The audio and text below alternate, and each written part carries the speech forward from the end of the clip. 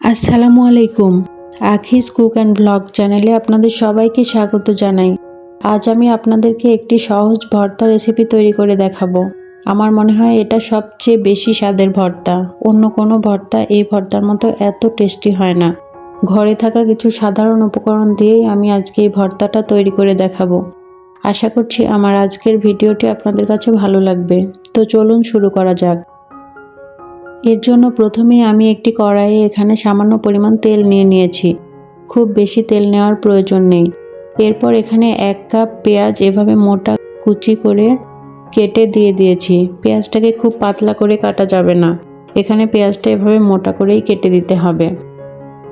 পেঁয়াজটা কিছুক্ষণ ভেজে নিয়ে এখানে আমি 1/2 কাপ রসুন দিয়ে দিলাম। রসুনটাকে আমি পেঁয়াজের সাথে খুব ভালোভাবে ভেজে নিতে হবে। পেঁয়াজ এবং রসুনটা কিছু সময় ভেজে নিয়ে এবার আমি এখানে কাঁচামরিচ দিয়ে দিচ্ছি। মরিচটাকে আমি মাথার দিক থেকে এভাবে সামান্য ফালি করে দিচ্ছি। এভাবে সামান্য ফালি করে দিলে মরিচটা ফুটবে না। এভাবে মাথাটা কেটে না দিলে মরিচ অনেক সময় ফুটে চোখে বা মুখে আসতে পারে, তাই এভাবে মরিচটা অবশ্যই এভাবে সামান্য মুখের দিকটা ফালি করে দিবেন। এ পর্যায়ে আমি এখানে 5টা মরিচ দিয়ে দিলাম। আপনারা যে পরিমাণ ঝাল খেতে চান সে পরিমাণ এখানে মরিচ দিয়ে দিতে পারেন। পেঁয়াজ, মরিচ এবং রসুনগুলোকে আমি খুব ভালোভাবে ভেজে নিচ্ছি। চুলার জাল মিডিয়াম লো হিটে রেখে এটাকে সময় নিয়ে ভেজে নিতে হবে। সবগুলো উপকরণকে আমি একসঙ্গে এভাবে গোল্ডেন ব্রাউন করে ভেজে নিয়েছি। এই পর্যায়ে এসে আমি এখানে কিছু বাদাম ভেজে রেখেছিলাম, সেই ভাজা বাদামগুলো দিয়ে দিলাম। আপনারা চাইলে এ পর্যায়ে এসে বাদাম না ভেজেও দিতে পারেন,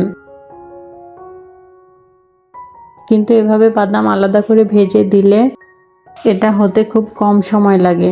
এবার বাদাম সহ সবগুলো উপকরণকে আমি কিছু সময় নিয়ে ভেজে নিব। বাদামটা যেহেতু ভাজাই আছে, খুব বেশি ভাজার প্রয়োজন নেই। অল্প কিছু সময় ভেজে নিয়ে এ পর্যায়ে এসে আমি সামান্য কিছু ধনিয়া পাতা দিয়ে দিচ্ছি। এই ধনিয়া পাতা দেওয়ার কারণে ভর্তাটা আরও অনেক বেশি টেস্টি হবে। এবার ধনিয়া পাতা দিয়ে আমি সবগুলো উপকরণকে আরও কিছু সময় ভেজে নিব। ধনিয়া পাতা ভাজতে খুব বেশি সময় লাগে না, এটা 1 থেকে 1.5 মিনিটের মধ্যেই এভাবে ভাজা হয়ে যাবে। আমি ভর্তাতে লবণ দিতে ভুলে গিয়েছিলাম। এ পর্যায়ে এসে আমি 1/2 চা চামচ লবণ দিয়ে দিচ্ছি। আপনারা অবশ্যই লবণটা আগেই দিয়ে দিবেন। এবার লবণ দিয়ে সবকিছুকে আমি আরও একবার একসঙ্গে খুব ভালোভাবে মিশিয়ে নিচ্ছি। এবার সবগুলো উপকরণকে ঠান্ডা করে আমি একটা ব্লেন্ডার জারে দিয়ে দিচ্ছি। আপনারা চাইলে পাটায় বেটেও নিতে পারেন।